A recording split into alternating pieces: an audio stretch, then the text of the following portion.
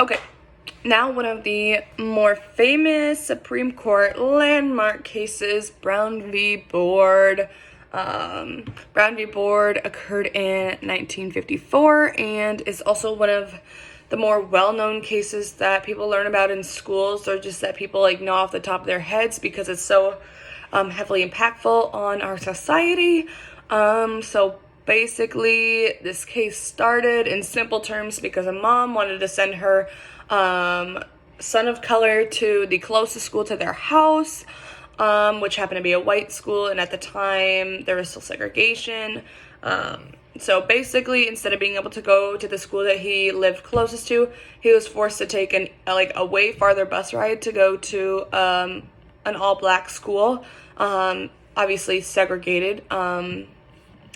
And so obviously it went to court, went through appeals, blah blah blah, made its way up to the Supreme Court, where the justices ruled unanimously, so all of them agreed that racial segregation of children in public schools was unconstitutional, which is good, big change.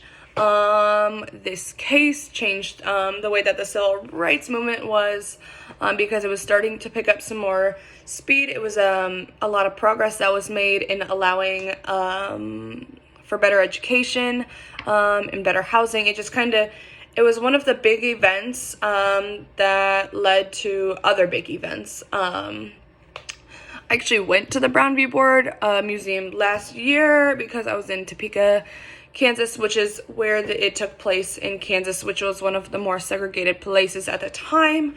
But I went to the museum. It was super awesome. I learned so much.